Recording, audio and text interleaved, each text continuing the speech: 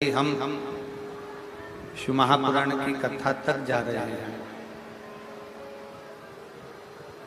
हमारे भीतर यह भाव प्रकट हो जाता है कि हम भगवान शंकर की अविरल भक्ति को प्राप्त करने के लिए जा रहे हैं।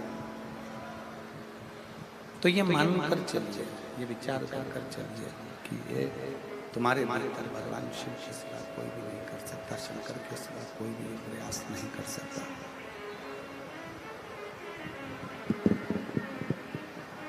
भगवान शिव के,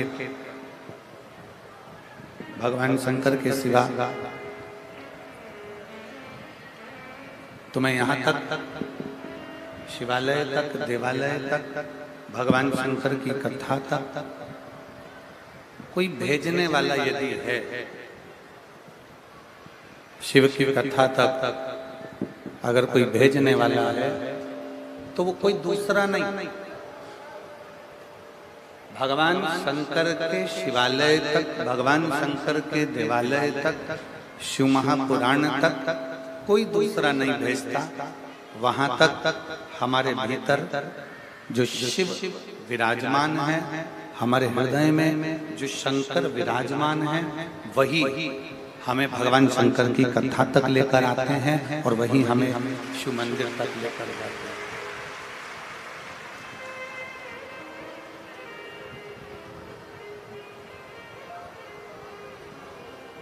शिव मंदिर तक,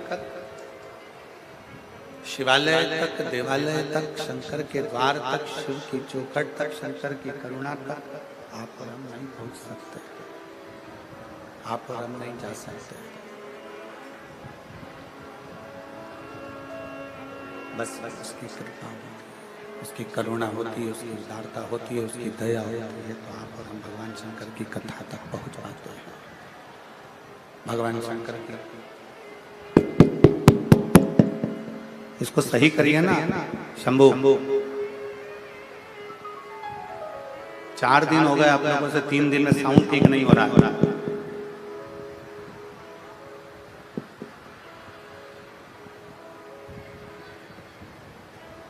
भगवान देवादिदेव महादेव की प्रेशर बढ़ाई, प्रेशर जिससे पब्लिक को भी सुनाई दे थोड़ा बहुत।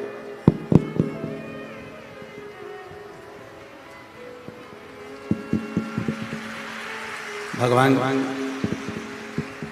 देवादिदेव महादेव की, भगवान शिव की कृपा करुणा, उनकी उदारता जब तक ना हो, आप एक कदम भी चलकर भगवान शंकर के मंदिर तक नहीं पहुंच पाते।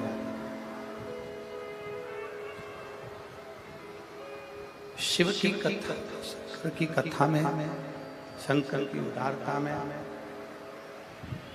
शंकर भगवान की शिवालय तक, देवालय तक, उसकी करुणा तक जाना,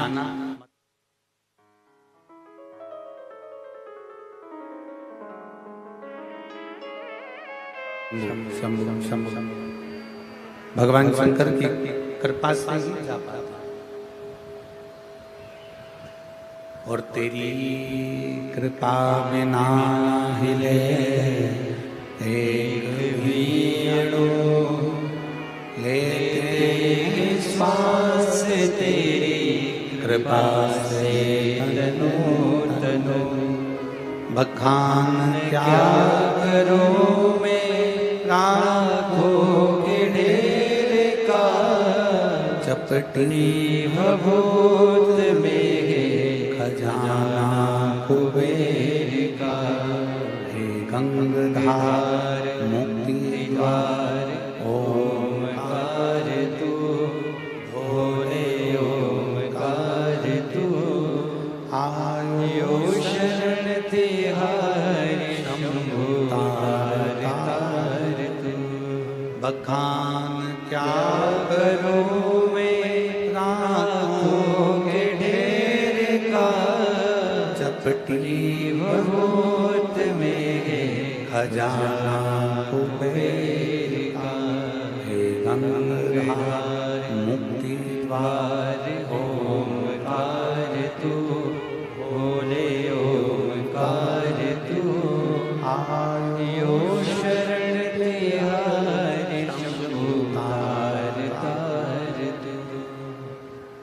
कथा कर रहे हैं, भगवान शंकर का चरित्र कर रहा है, शिव महापुराण की कथा वर्णन कर रहे हैं।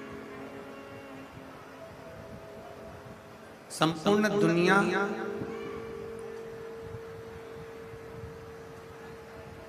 आपके समय के साथ चल रही है, संपूर्ण दुनिया आपके समय के साथ चल रही है। समय अच्छा है, पूरी दुनिया आपके साथ खड़ी हुई है।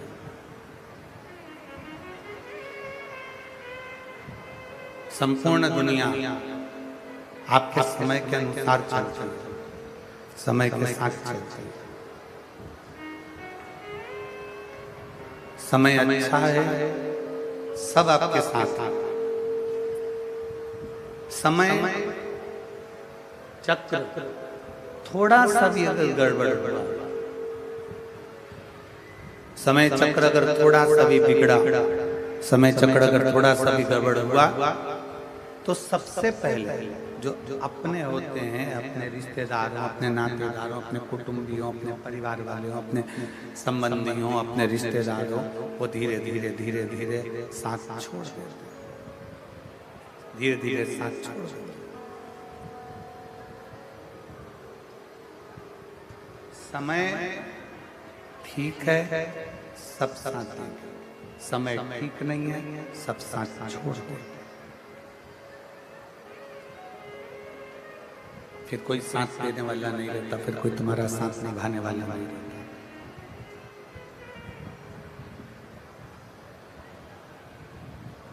समय की अवस्था, समय का चक्र आपके रिश्ते बना देते।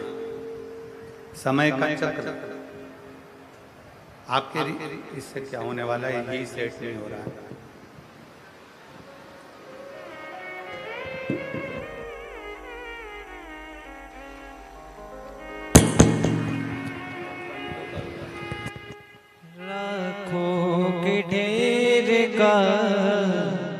चपटी भभूत में आपका समय का चक्र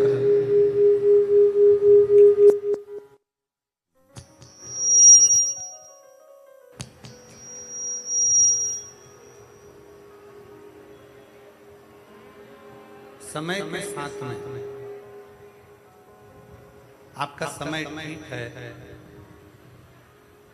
समय ठीक चल रहा है, तो आपके साथ में सब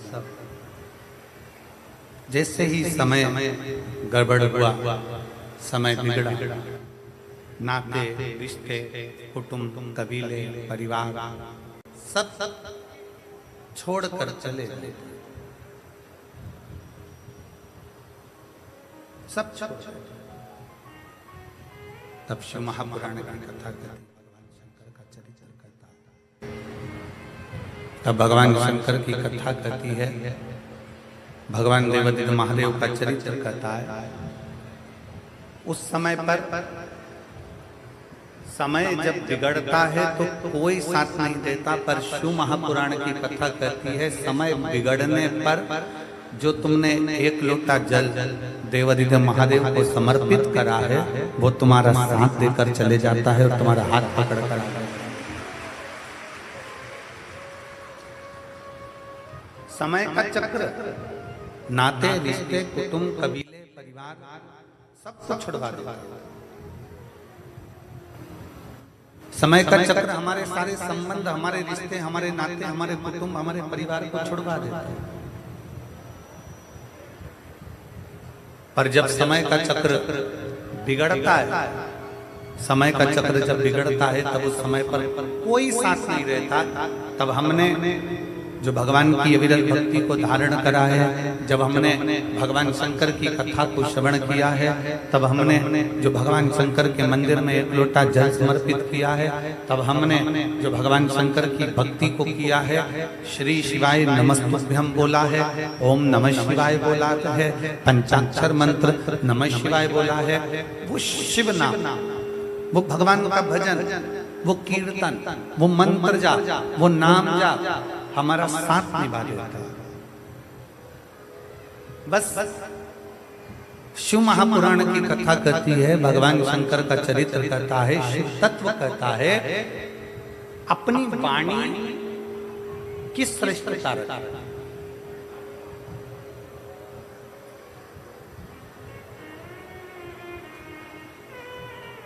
एक कौवा भी बोलता है और एक कोयल भी बोलती है। हापुड़ नगर की इस पवित्र भूमि पर आप और हम शिव महापुराण की कथा नवरात्रि में 5 दिवसीय श्रवण कर रहे हैं। एक कौवा भी बोलता है, एक कोयल भी बोलती है, दोनों बोल। कौवा भी बोल रहा है, कोयल भी बोल रहा है। कौवे ने किसी का बुरा किया क्या? जम के बोलो जरा। कौवा आपका कोई बुरा कर गया? कौवा आपका कोई काम बिगाड़ कर गया? कौवा आपको कभी कोई अपशब्द कह कर गया? कौवा क्या आपको गाली देकर गया? कौवा क्या आपको आड़ा टेढ़ा बोल कर गया?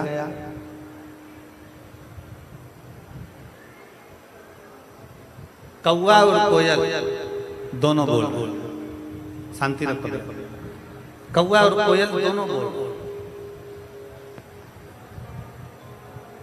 कौवा तुमसे कुछ बोला क्या? नहीं। कौवा तुमसे अपशब्द बोला, कौवा आपको ताने दिया, कौवा आपको गाली दिया, कौवा आपको आड़ा टेढ़ा बोला? कौवा यदि आपको अपशब्द बोला हो तो बताओ। कौवा किसी का बुरा नहीं करा तो भी कौवा बुरा की बुराई है। कितने लोग हैं जो कौवे को पालते हैं? बोलो रे हापुड़ वाले, कौवा पालते हो क्या? नहीं। कोई हमसे पूछे तो हम भी कह देंगे कौवा क्या पालना? कौवा किसी का बुरा नहीं करा तो भी कौवा बुरा की बुराई है। और कोयल किसी का भला नहीं करी है। कोयल ने किसी को 2 रोटी लाकर नहीं दी। कोयल ने कभी किसी के लिए अच्छा नहीं करा। कोयल कभी तुम्हारे दरवाजे पर आकर अच्छा नहीं करी। कोयल ने तुम्हारे घर में झाड़ू पोछा नहीं लगाया। कोयल ने तुम्हारे लिए पानी नहीं भरा। कोयल ने तुम्हारे लिए कोई अच्छा काम नहीं करा तो भी कोयल लोगों को अच्छी लगती है। कौवा बुरा लग रहा है, कोयल अच्छी लग रही है। कारण क्या? कौवे ने तुम्हारा बुरा नहीं करा तो भी वो बुरा है। कोयल ने तुम्हारा अच्छा नहीं करा तो भी वो अच्छी है। उसका केवल एक कारण है, केवल एक कारण, वो है कौवे की वाणी और वो है कोयल की वाणी। कौवा जो बोलता है वो लोगों को अच्छा नहीं लगता और कोयल जो बोलती है वो लोगों को अच्छी लगती है। कोयल जो बोलती है वो दुनिया के लोगों को श्रेष्ठ लगता है। कोयल जो बोलती है वो दुनिया के लोगों को अच्छा लगता है। शिव महापुराण की कथा कहती है, भगवान शंकर का चरित्र कहता है कि जिंदगी में, जीवन में बहुत सारे मोड़ आएंगे, बहुत तकलीफें भी आएंगी, बहुत दुख भी आएगा, बहुत परेशानियां भी आएंगी, सुख का दिन भी आएगा, दुख का दिन भी आएगा। संपूर्ण जीवन में कहीं ना कहीं कष्ट, कहीं ना कहीं परेशानियां, कहीं ना कहीं तकलीफें, कहीं ना कहीं दुख, ये चलता रहेगा। पर शिव महापुराण की कथा कहती है जीवन में कितना भी कष्ट हो, दुनिया में कितना भी दुख तुम्हारे जीवन में आए, पर एक बात याद रखना कि कौवे जैसी वाणी मत बोलना, कोयल जैसी वाणी बोलते रहना तो तुम्हारी जिंदगी सफल हो। अपनी वाणी कोयल जैसी,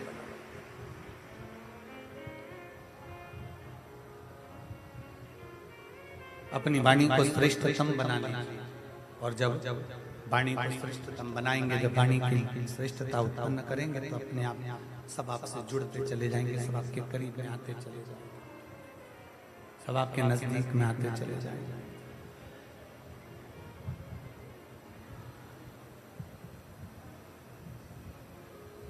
और कहा वाणी ऐसी बोलिए, जम के बोलो जरा, वाणी ऐसी बोलिए मन का आपा खोए। पर आज के जमाने में वाणी ऐसी बोलिए जो जम के झगड़ा होए, पर उससे मत बोलिए जो तुमसे तगड़ा हो। वो गया समय। आज के जमाने में लोग वाणी बोलते हैं, शब्द बोलते हैं, उससे विवाद उत्पन्न हो जाता है। प्रयास करो, आप जितना अच्छा बोल सकते हो, जितना अच्छा रह सकते हो, जितनी अच्छी जिंदगी अपने घर में निकाल सकते हो, जितना अच्छा जीवन अपने आनंदमय घर में निकाल सकते हो, उतना निकालने का प्रयास।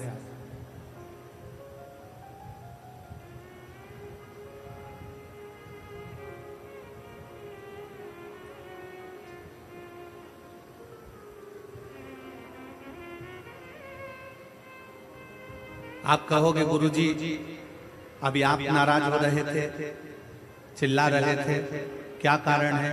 इसमें सुबह 8 बजे से आप लोग पंडालों में जगह घेर घेर कर बैठे हो। सुबह 8 बजे से धूप चला रही है, पानी की बोतल भरने के लिए भी आप बाहर नहीं निकलते हो, अपने साथ बच्चों के लिए पानी बिस्कुट लेकर चलते हो। और उस बीच में भी अगर आप दोपहर में 2 बजे तक इंतजार करते हो कथा का, और 5 बजे तक एक जैसे बैठे रहते हो, और इतनी दूर दूर से 200-500 रुपए खर्च कर ऑटो का, गाड़ी का किराया लगाकर यहाँ तक पहुँचते हो, और अगर माइक के द्वारा अगर आपको कथा नहीं मिले तो उसमें दिल हमारा दुखता है। आपको श्रेष्ठ ना मिले तो हमारा मन।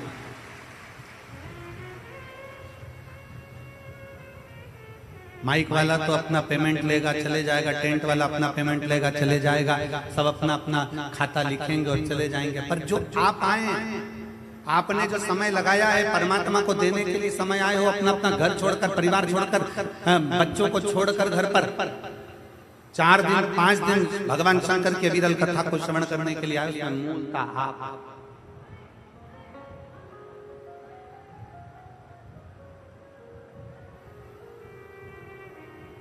वो तो ये हापुड़ नगर के सभी श्रोता भाई बहन, हापुड़ नगर का एक एक बच्चा, और हापुड़ नगर का एक एक बच्चे से लेकर बूढ़ा से बूढ़ा व्यक्ति, चाहे वो मीडिया हो, सोशल मीडिया हो, पत्रकार बंधु हो, प्रशासन हो, अगर ये खड़ी नहीं होती तो हमको लगता है ये 5 दिन की कथा भी पूरी नहीं होती।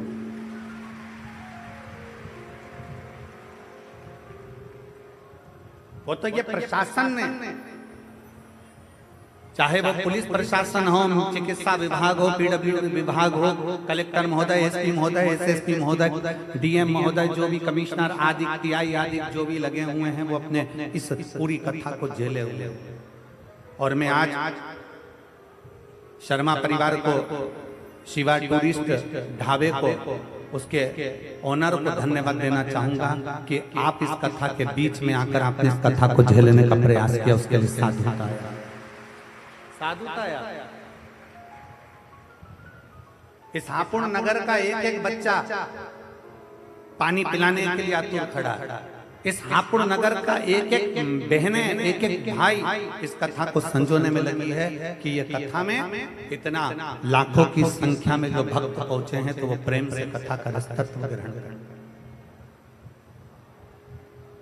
शिव तत्व आपके भीतर विराजमान हो, भगवान शंकर की विरल भक्ति आपके भीतर विराजमान, शिव तत्व बैठे।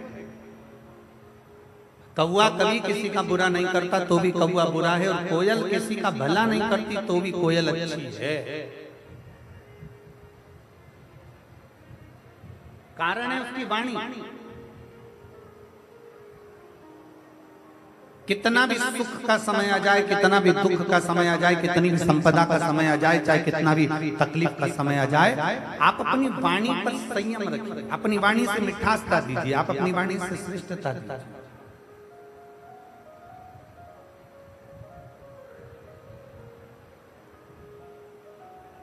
एक बड़ी सुंदर कथा शिव महापुराण के अंदर आती है।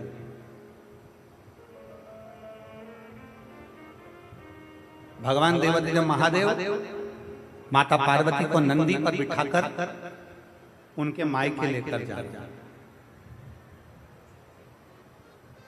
हिमालय राज के घर लेकर जा रहे।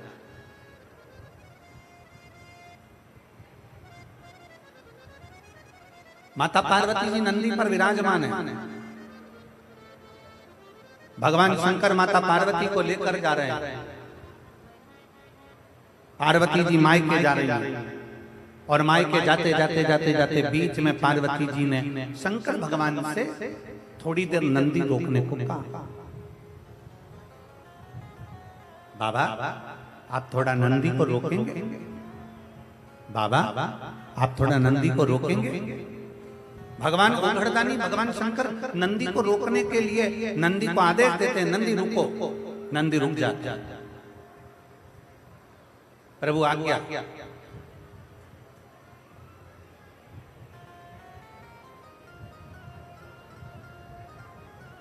आप हमें आज्ञा दीजिए। क्या आज्ञा है हमारे? भगवान नंदी से कहते हैं मुझे तो नहीं मालूम कि क्या आज्ञा है, परंतु माता पार्वती जी कुछ कहना चाहती है। पार्वती मैया नंदी से नीचे उतरी। भगवान ओघड़दानी भगवान शंकर भी नंदी से नीचे उतर गए। पार्वती जी भगवान देवादिदेव महादेव का हाथ पकड़कर एक वट वृक्ष की छांव में लेकर चले। एक वट वृक्ष की छांव। शिव महापुराण की कथा कहती है जिंदगी में कितना भी दुख आकर खड़ा हो जाए, कितनी भी तकलीफ आकर खड़ी हो जाए, कितना भी कष्ट आकर खड़ा हो जाए, आप कर्जे में लगा लूम भी हो जाओ, कितना भी जिंदगी में कर्जा बढ़ जाए, शिव महापुराण की कथा कहती है पर अपनी हिम्मत मत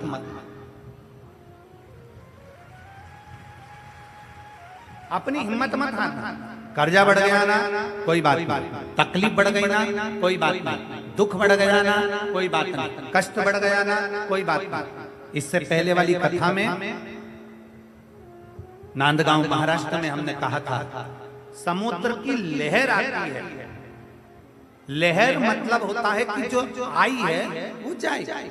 समुद्र की लहर आती है चली जाती है, नदी की लहर आती है चली जाती है। उसी तरह शिव महापुराण की कथा कहती है दुख तकलीफ कष्ट की भी लहर आती है और एक ना एक दिन वो दुख और तकलीफ की लहर भी चली जाती है। बस आपका जो भीतर का विश्वास है वो दृढ़ होना चाहिए, आपके भीतर का जो बल है वो दृढ़ होना चाहिए, आपके भीतर का जो भरोसा है वो दृढ़ होना चाहिए, आपके भीतर का जो विश्वास है वो दृढ़ होना चाहिए। जब हमारे भीतर का विश्वास दृढ़ होता है तब हम बड़ी से बड़ी तकलीफों को हरा सकते।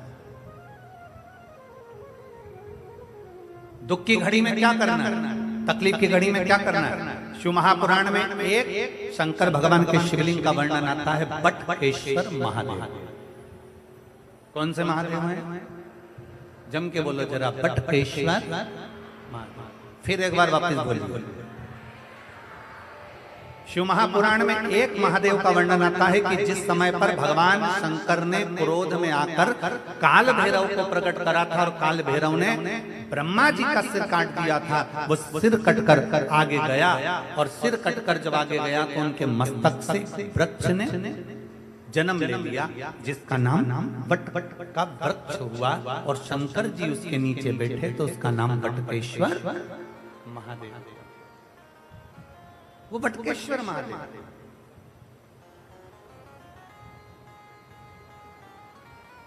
कभी अगर मौका लग जाए और कोई आपसे कह दे कि बहुत कर्जे में लगा लुम हो गए, बहुत तकलीफ में पड़ गए, बहुत कष्ट में पड़ गए, प्रयास करना। अगर कर्जा ज्यादा है तो मेहनत ज्यादा करना, कर्जा ज्यादा है तो कर्म ज्यादा करना है, कर्जा ज्यादा है तो रात दिन एक करना है, कर्जा ज्यादा है तो आप तकलीफों में घिरे क्यों हो? क्योंकि कर्जा होने के बाद आप मेहनत कम कर देते हो। कर्जा हो गया मेहनत को 4 गुना बढ़ा, कर्जा हो गया अपनी लगन को 4 गुना बढ़ा, कर्जा हो गया अपने कर्म को 4 गुना बढ़ा और साथ में अपनी मेहनत को बढ़ाते बढ़ाते बट वृक्ष के नीचे 1 लोटा जल शंकर भगवान को चढ़ाना प्रारंभ करो और बड़ की थोड़ी सी जड़ लाल वस्त्र में लेकर अपनी पर्स में या अपनी जेब में या अपने संदूक में या अपनी अलमारी में उसको रखो। प्रतिदिन बड़ के पेड़ के नीचे जाकर अगर शंकर जी नहीं भी हैं तो बड़ के पेड़ के नीचे बटकेश्वर महादेव का नाम लेकर अगर हम 1 लोटा जल समर्पित करते हैं तो कर्जा कुछ ही दिन में चूकता जरूर है और लक्ष्मी की आवक बढ़ती है। बटकेश्वर महादेव इसमें केवल बढ़ के पेड़ के नीचे जल चढ़ाना नहीं, अपनी मेहनत को 4 गुना करना, अपने परिश्रम को 4 गुना करना, अपनी लगन को 4 गुना बढ़ाना, अपने कर्म को 4 गुना करना। जितनी मेहनत आज तक करते थे उस मेहनत को दुगना बढ़ा लीजिए, 4 गुना बढ़ा लीजिए और फिर आगे बढ़ जाओ। फिर कहीं ना कहीं परमात्मा तुम्हें संभाल लेगा। शंकर को चढ़ाया गया जल तुम्हें संभाल लेगा। शंकर को चढ़ाया गया एक जरा सा जल भी तुम्हें संभाल लेगा।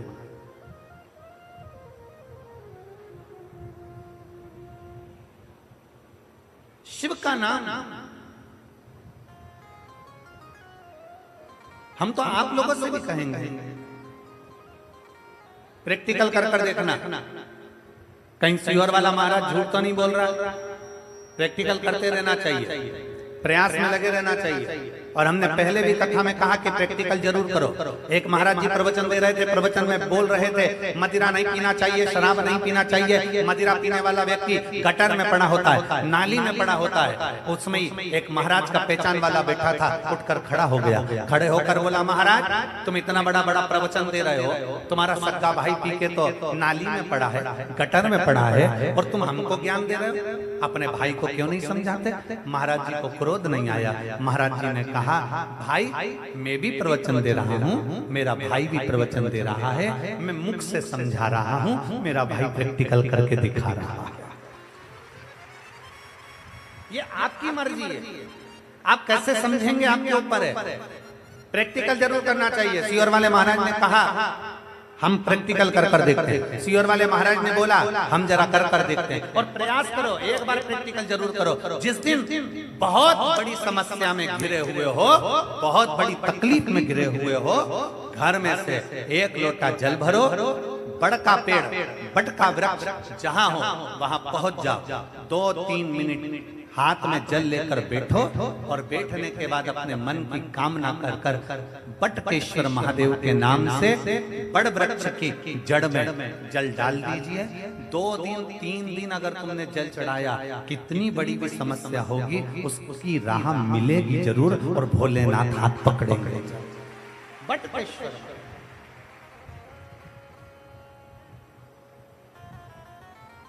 और तेरे बिना प्रभु, तेरी कृपा बिना न हिले एक भी अणु, लेते हैं श्वास तेरी कृपा से तनो तनो। कुछ संभाल ले, आप उस पर आश्रित हो जाइए, आप उस पर समर्पित हो जाइए, आप उसका गुणगान करिए, आप उसका भजन करिए, आप उसका मंत्र जाप करिए, आप उसका नाम जाप करिए। समाज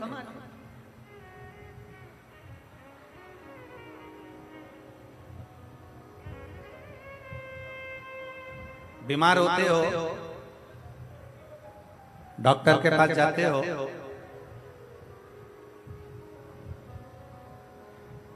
डॉक्टर आपसे कह देगा तुम्हें बड़ी बीमारी हो गई है, शरीर में कष्ट है,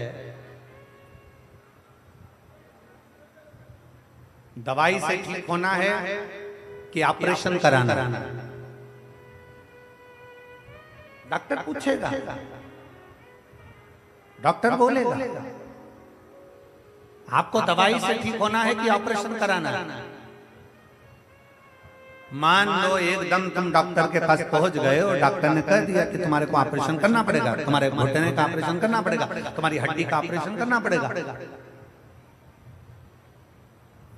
तो तुम डॉक्टर साहब से कहोगे डॉक्टर साहब ऑपरेशन मत करिए, थोड़ा दवाई दे दीजिए ना, दवाई से ठीक हो जाए तो अच्छी बात। बोलो सही है कि गलत है? एकदम तो ऑपरेशन नहीं करा लो। डॉक्टर साहब हमारा ऑपरेशन मत करिए, थोड़ी दवाई दे दीजिए। डॉक्टर बोलेगा क्यों? अच्छी दवाई दे दो जिससे मेरा रोग ठीक हो जाए, अच्छी दवाई दे दो जिससे मेरी बीमारी ठीक हो जाए। डॉक्टर पूछेगा तुम ऑपरेशन कराओगी या दवाई खाओगी, तो उसमें से 2 ऑप्शंस में से एक ऑप्शन आपको चुनना है। डॉक्टर से कहना डॉक्टर साहब मुझे दवाई दे दो, ऑपरेशन मत करिए, क्योंकि ऑपरेशन करोगे तो शरीर बेकार होता चले जाता है। ऑपरेशन से शरीर बेकार हो जाता है।